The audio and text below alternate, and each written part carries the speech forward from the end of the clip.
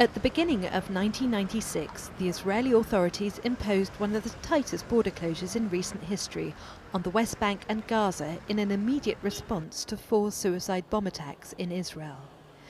While this eased the security inside Israel, pressure inside the Palestinian territories was reaching a critical point. With each day that the borders were closed, the situation inside Gaza and the West Bank was quickly becoming more intolerable and desperate. The border closures meant that Palestinian labourers working inside Israel lost their jobs. Daily supplies were no longer able to reach Palestinians, which resulted in food rationing.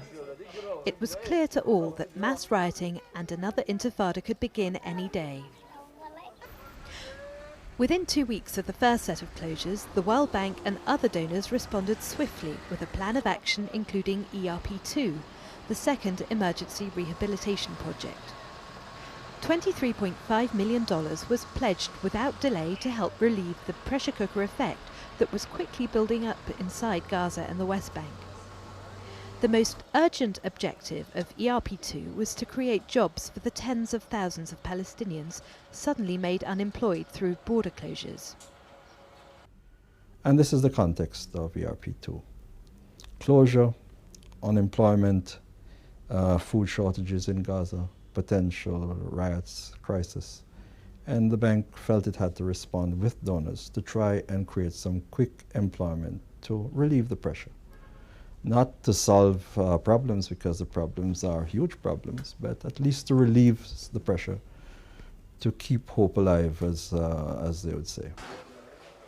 By the end of March '96, the Israeli authorities reopened the borders, gradually allowing many Palestinians to return to their jobs.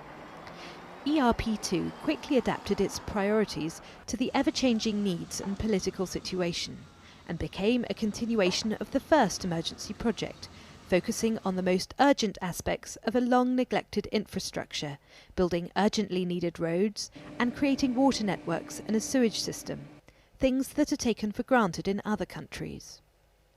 An efficient infrastructure was seen as the vehicle to create more job opportunities.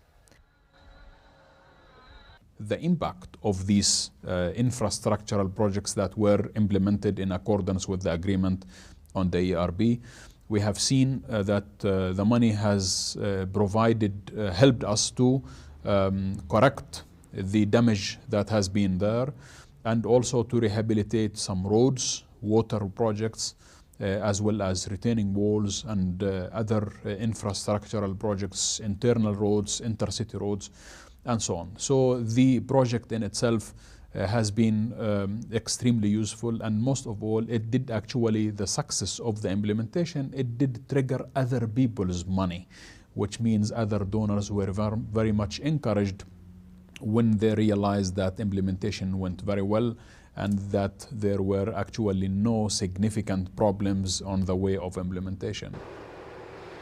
If ERP2 were to be judged by the employment generation goal it initially set out to achieve, it would be classified as a partial success.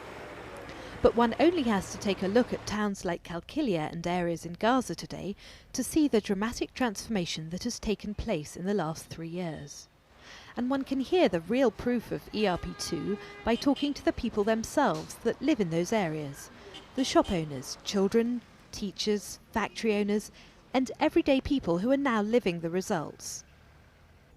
Well, maybe one thing I should mention about ERP2, which is probably the first time that we began to get, feedback from the people as to their needs, and to build into the project people's real needs.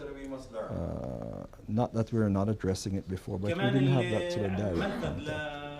In this project, people came and said, well, we want our road to be wider than what you have designed, and we're prepared to pay some money to add a few meters here. Or we preferred X as opposed to Y. And they're prepared to pay for it. So we began for the first time, I think, to use the community's priorities to help us design the projects. Kamal Nasser Street in Gaza today looks just like any other modern street. The 1 kilometre long street connects 2 other main streets in Gaza. But Kamal Nasser Street has changed the daily lives for nearly 100,000 local residents. 3 years ago, it was a dirt track filled with potholes, and each time it rained, the road became completely flooded and inaccessible for weeks on end. Inaccessible for the thousands of pupils trying to reach their schools situated on the street, and more critically, inaccessible to people needing to get to the hospitals nearby. It was recognised just how crucial this one street was to its local residents, and ERP2 set about building it.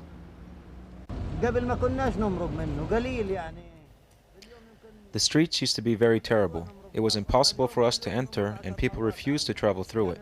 I used to only drive there about once a week. Now it's very accessible. I use it about 10 times a day. Zahrat El Madain School, funded by IDA under the Education and Health Rehabilitation Project, is one of 3 schools for girls situated on Kamal Nasser Street. Today, about 8,000 students attend the 3 schools on the street 6 days a week.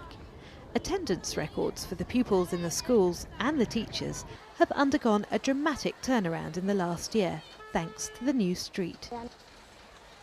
في العام الماضي كانت بالنسبة لأوضاع المدرسة سيئة، يعني مش بالنسبة إلي يعني كانت منيحة. أنا المدرسة قريبة لبيتي بس لغيري كان في مشاكل.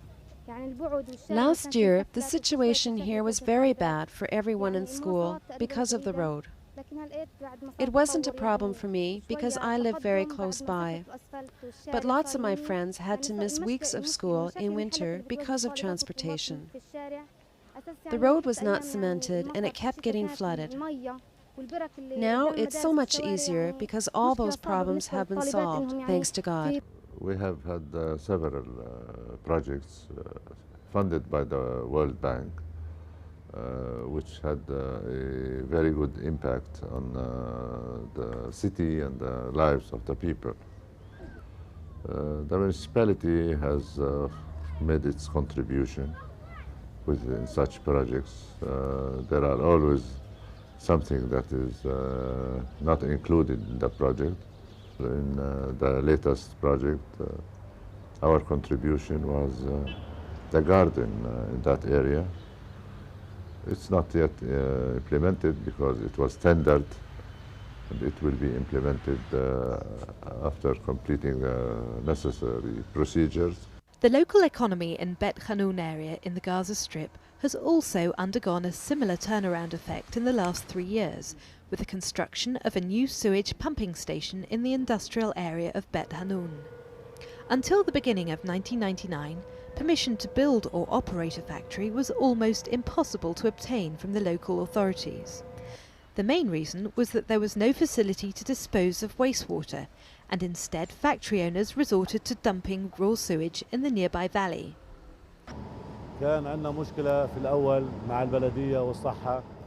The municipality and the Ministry of Health refused to give us a license to open this factory because we had no pumping station. After the World Bank built the pumping station in 1998, we were granted a license and now everything is running well. The harmful environmental effect to the area was the price paid by factory owners who had no other option but to dump their sewage in the valley if they wanted to stay in business. But that has all changed with the construction of the Bet Khanoun sewage pumping station, completed in November 1998. Bet Khanoun sewage pumping station has not only brightened up the local environment, but also the economy. The new pumping station cost about $330,000 to construct, financed by the World Bank. But after a year, that investment has nearly been recouped by the increase in industry that it has facilitated.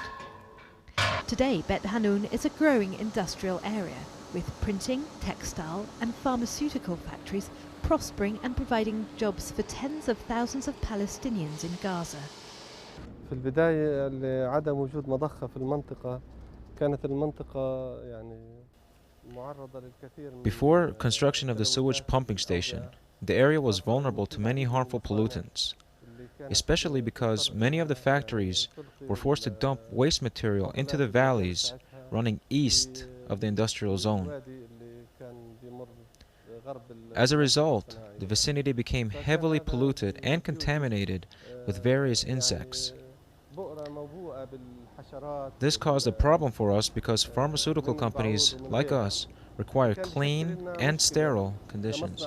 If there is construction projects, the industry or the construction industry will be developed and increased. I have a ready-mix concrete plant. At 1994, we was use about 5 or 6 mixers and 2 pumps.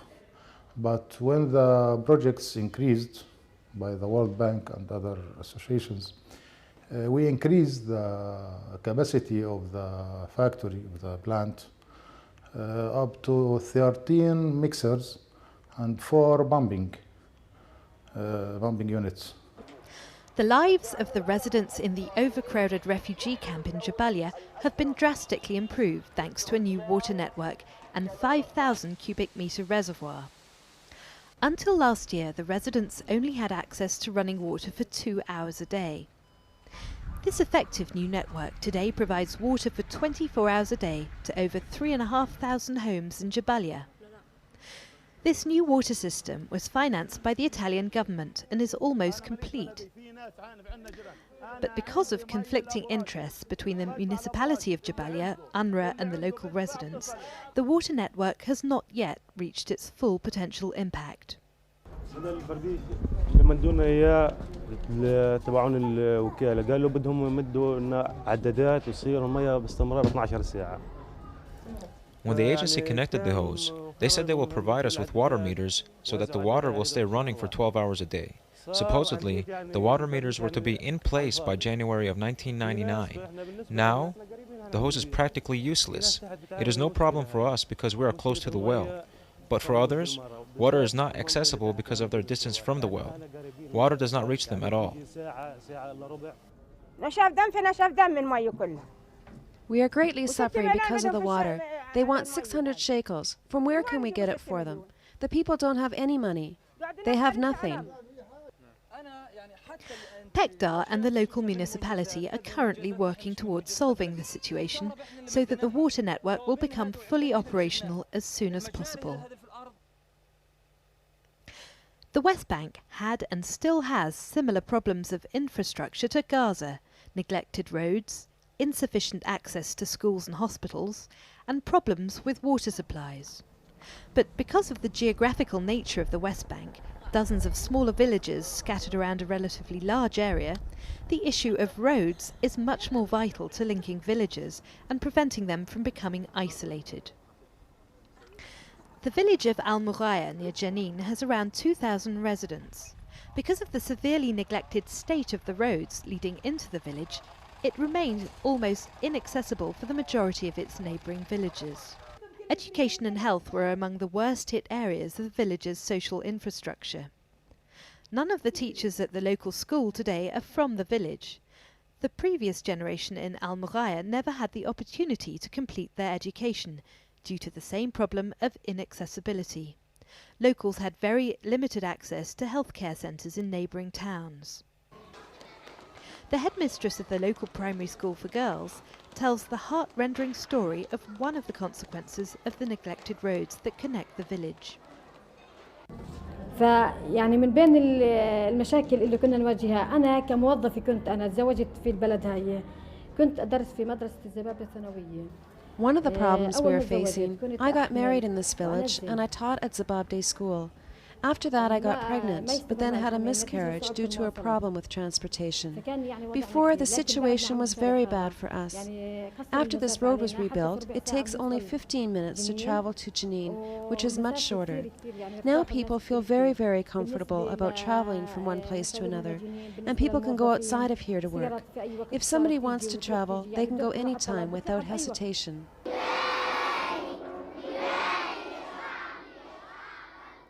One generation later, history would have repeated itself were it not for the new roads. The 11 kilometres of access roads that took 6 months to build now means teachers can commute to Al-Muraya whether it rains or not. And education isn't the only sector to benefit from the new roads. Local business in the village is moving forward. This furniture repair shop was about to go out of business because customers weren't prepared to make the long journey, and the shop workers couldn't make deliveries very easily. Now, thanks to these new connections to the village, They've recovered their customers and their profit, and they're back on the map. Property prices in Al Muraya have also increased, and the residents are feeling the benefit of this new road more and more. The town of Kalkilia is about an hour's drive from Al Muraya, and its population is 10 times as large. But like Al Muraya, Kalkilia and the lives of its residents have been completely transformed because of a new road. To be honest with you, the road was old and ruined. The asphalt had holes everywhere. It was so bad that when it rained, the roads would flood, making it necessary to ride a car in order to get you across the street. After this project started, everything changed. Cars come and go as they please with no problem.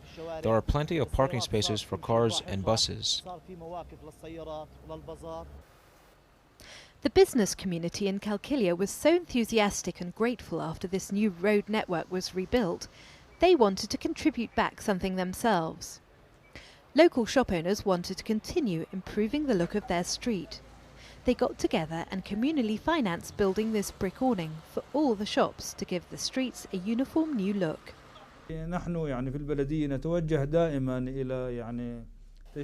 We at the municipality are encouraging the citizens of the community to contribute and participate in this project as a way of strengthening patriotism within the community. Doing so allows each individual to feel as if this project is their own, whereby each individual feels responsible for maintaining it. As a result, this allows the municipality to promote and offer services on a continual basis for its citizens. The main shopping street in Kalkilia is just one example of how rebuilding 1 kilometre of a road can have a vast knock-on effect on many other aspects. Not just an increase in economy and job creation, but motivating the local residents to participate and cooperate with each other for the benefit of the whole community. A new road like this can improve the quality of life so dramatically for literally tens of thousands of residents. Rebuilding a road or creating a water network or building a sewage plant has an immediate and direct impact on the lives of the local residents. But it also gives the community as a whole encouragement and the opportunity to conquer other problems themselves. I would like to thank those members of the board of the World Bank who really, under unique situation, they did give money to the Palestinian Authority. We know that we are not yet a state, and we know that everybody meant well, and we know that the World Bank money has been actually, and I say it here not because one might be addressing the World Bank board, but I say it with all frankness, that the most effective money that we received from donors was one of the most effective money was the World Bank money, because the World Bank money was funding programs with a package of projects within the program. Other people's money was funding small projects that are dispersed all over the West Bank and Gaza. In the last 3 years, funding from the World Bank has enabled the second emergency rehabilitation project to rehabilitate over 125 kilometres of roads in West Bank and Gaza. The creation of new water networks has completely changed the quality of life for residents in 40 different communities. Now they can enjoy what others take for granted, the simple pleasure of clean running water and an efficient waste disposal system. They can finally look forward to the rain and not have their lives upturned and disrupted every winter by it. Palestinians can finally look forward.